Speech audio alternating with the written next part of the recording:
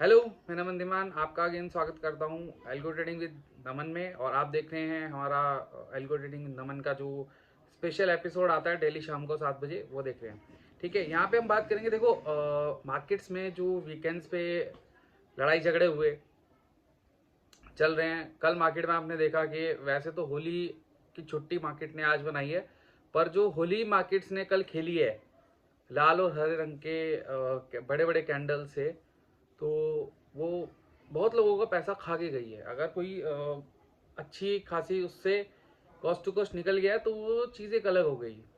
ठीक है, पर बड़ा गंदा हाल मार्केट में कल ट्रेडर्स का किया है। ठीक है, देखिए परिस्थितियाँ ऐसे बनती रहेंगी, चीज़ें बनती रहेंगी। अभी जब मैं वीडियो रिकॉर्ड कर रहा हूँ तो फिलहाल चंद्रग्रहण चल रहा है।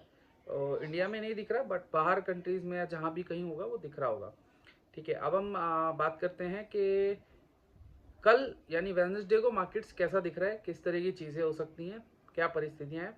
उनमें उतना जाने से पहले चार्ट भी एनालिसिस पे देखेंगे कि कल क्या मूव्स आ सकते हैं, किस तरीके से चीज़ें मार्केट में मूव कर सकती हैं। और उससे पहले मैं कुछ एस्ट्रोलॉजिकली जो परिस्थितियां बन रही है मैं उनके बारे में बात कर लेता हूँ। चंद्रमा हमारे रहेंगे सिंह राशि में, जिनका सूर्य के ही नक्षत्र में रहेंगे। और जो कि वहाँ पे षडाष्टक योग जो खाली बन रहा है वो केतु चंद्रमा, क्योंकि एक साथ हैं गोचर में फिलहाल, तो उनका शनि और शुक्र से बन रहा है। और बाकी कोई ऐसा खराब योग यहाँ मार्केट में हमें नहीं दिख रहा है। बट जो और परिस्थितियां हैं, कल चंद्रमा की राशि परिवर्तन भी है। कल चंद्रमा लगभग आपका 2 बजे के आसपास मार्केट से मतलब सॉरी मार्केट कह रहा हूँ, सूर्य राशि से कन्या राशि में प्रवेश करेंगे 2 बजे के आसपास कल दिन में मार्केट आज के अंदर। तो वहां से परिस्थितियां थोड़ी सी चेंज हो सकती हैं, मार्केट पूरा का पूरा रिवर्सल दे सकता है। ठीक है, बाकी तो आगे क्या परिस्थितियां रहेंगी, कैसे चीजें रहने वाली हैं, उनके ऊपर मार्केट्स में बात करेंगे। राइट, अभी बिल्कुल भी डिले ना करते हुए सीधा चलते हैं चार्ट्स पे, ताकि हम देख पाएं कि आगे क्या परिस्थितियां अपने को दिख रही हैं। ठीक है, सबसे पहले ये चार्ट्स में आने के बाद ये हमारा 15 मिनट का चार्ट है। और मैं सिंपल सी एक ही चीज़ बोलना चाहूँगा कि मार्केट यहाँ से लेके यहाँ तक का गैप डाउन खुलता है, तकरीबन 500 साढ़े 500 पॉइंट का गैप डाउन मार्केट ओपन करता है। उसके बाद मार्केट सीधा 290 पॉइंट के आसपास ये कैंडल मार देता है। जिसने आइडिया, जिसको ये मार्केट का आइडिया था, हमने यहाँ पे कॉल ट्रेड लिया है। एंड यू डोंट बिलीव, आप करो या ना करो वो आपकी अपनी इच्छा है। कम से कम 220 पॉइंट हमने अर्जित किए हैं सिर्फ इसी 5 मिनट के कैंडल पे। क्योंकि कल प्रॉफिट्स अच्छा बना, मार्केट में वोलेटिलिटी अच्छी थी। और उसके बाद फिर यहाँ पे जो इसने कंसोलिडेट जोन ये किया है ना, यहाँ पे मार्केट ने हमें बड़ा एसएल्स दिए हैं इस रेंज में। इस रेंज में मार्केट ने बड़े एसएल दिए हैं। फिर मार्केट जो यहाँ से ये मूव दिया, ये भी अपन ने कैप्चर किया। फिर यहाँ पे यहाँ तक हमारा था मार्केट का कि यहाँ तक रहेगा, बट ये जो कैंडल उसने मारी, मैं उस टाइम लाइव स्ट्रीम कर रहा था और इसी कैंडल में मैंने बोल दिया कि यहाँ पे आना मतलब खतरे की घंटी है, कुछ ना कुछ यहाँ पे बड़ा बवाल होगा। और उसके बाद मार्केट खटैक से ऊपर, फिर थोड़ी प्रॉफिट बुकिंग, फिर खटैक ऊपर, फिर प्रॉफिट बुकिंग, फिर खटैक ऊपर। और फिर लास्ट में ये इन्होंने इस चीज़ को लेके क्लोज कर दिया। अभी क्या चल रहा है मार्केट में, क्योंकि अगर हम FIDIs का डेटा देखें तो 3800 करोड़ की अभी भी सेलिंग में नेट सेलिंग में बैठी है, जबकि ज़्यादा होनी चाहिए। जितना मार्केट गिरा है उस हिसाब से मार्केट FIs की सेलिंग ज़्यादा होनी चाहिए, पर उसके बाद भी DIs की अच्छी बाइंग रही। लेकिन अगेन फिर मार्केट जो है वो कहीं ना कहीं, क्योंकि देखो न्यूज़ बेस्ड इस टाइम मार्केट है, तो ऐसे में कोई टेक्निकल्स वगैरह कुछ भी काम नहीं करने वाले हैं। ऐसे में कुछ भी टेक्निकल्स वगैरह जो हैं वो काम नहीं करने वाले हैं। ठीक है, एक मुझे यहाँ पे उम्मीद दिख रही है कि इन केस मार्केट कल भी परिस्थितियाँ गड़बड़ा सकता है। एक बार के लिए हम ऑप्शन चेन देख लेते हैं। ऑप्शन चेन पे लगभग 500 हाँ, 500 200 500 तो ये हो गए और 40 ऊपर मान लो आप, लगभग 540 पॉइंट का स्ट्रेडल पड़ा है एटीएम पे। ठीक है, और कॉल राइटिंग इतनी खास है नहीं, दोनों साइड कॉल राइटिंग इतनी खास है नहीं। तो कल चांसेस यही है कि ये लोग ना सुबह मॉर्निंग चाहे गैप डाउन खुलती है चाहे गैप अप खुलती है, उसको एकदम से प्रीमियम को गिरा देंगे, क्योंकि खाने के लिए बहुत सारा प्रीमियम बचा हुआ है इनके पास, बहुत सारा प्रीमियम खाने के लिए बचा हुआ है। तो ये लोग एकदम से इस प्रीमियम को गिरा देंगे। अब थोड़ा सा डे चार्ट्स पे आते हैं कि जो परिस्थितियां मुझे डे चार्ट्स पे दिख रही हैं, मैं उनके बारे में आके बात करना चाहूँगा। राइट,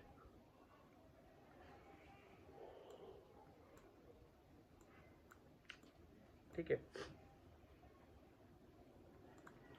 मार्केट पहले भी एक बार यहाँ पे आया था, ठीक है, उस दिन सेलिंग लिया, सपोर्ट लिया, अगले दिन एक छोटा सा कैंडल रेंज में बनाया और उसके बाद मार्केट सीधा बड़े लेवल्स को टेस्ट करने चला गया।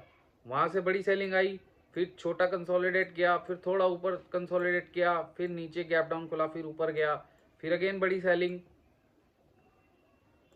ठीक है, और उसके बाद फिर थोड़ा कंसोलिडेट करने का प्रयास किया।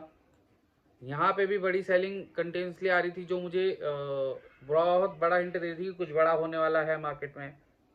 ठीक है, अब यहाँ पे ये कैंडल बनना, डे का ये कैंडल बनना,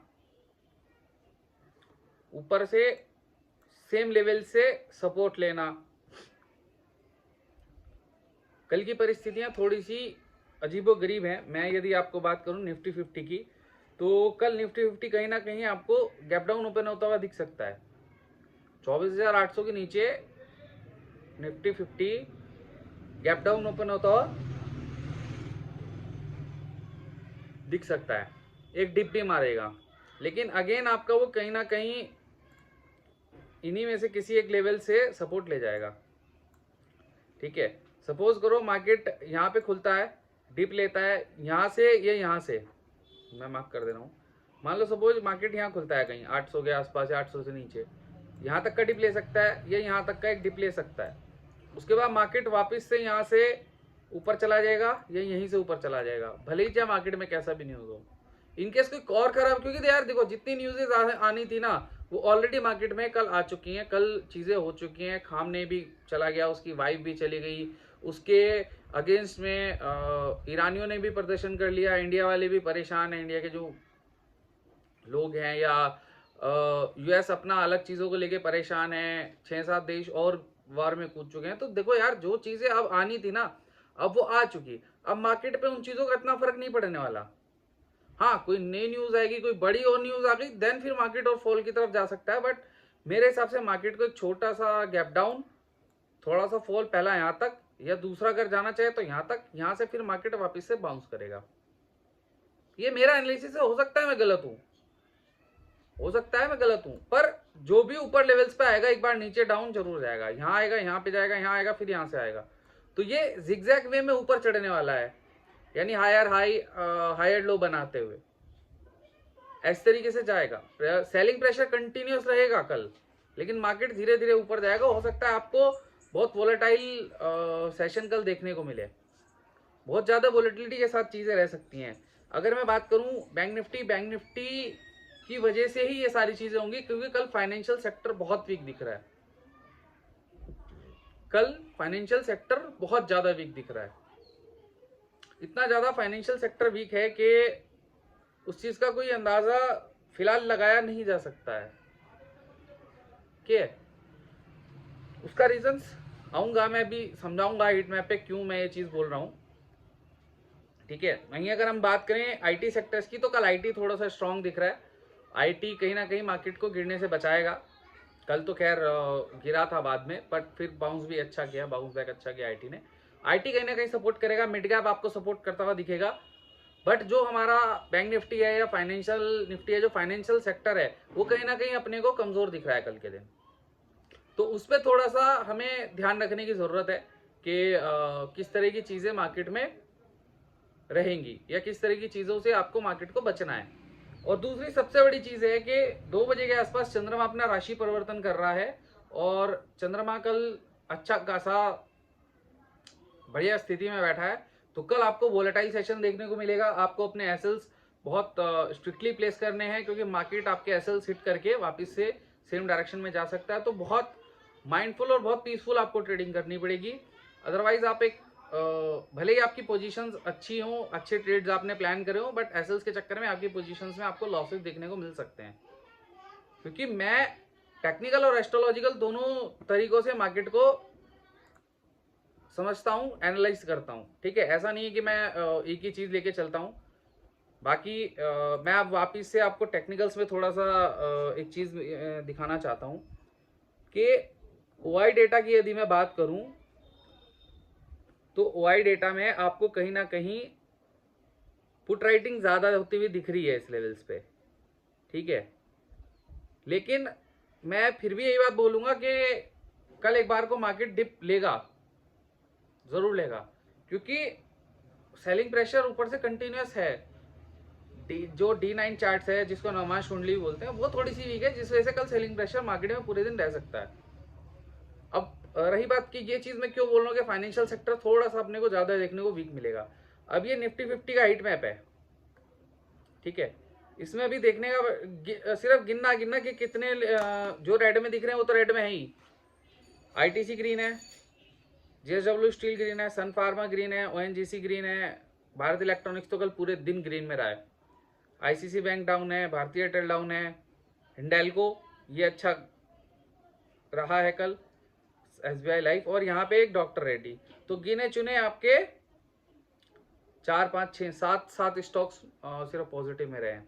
वहीं अगर मैं इसमें बात करूँ ना, अगर मैं हीट मैप देखूँ आपका बैंक निफ्टी का,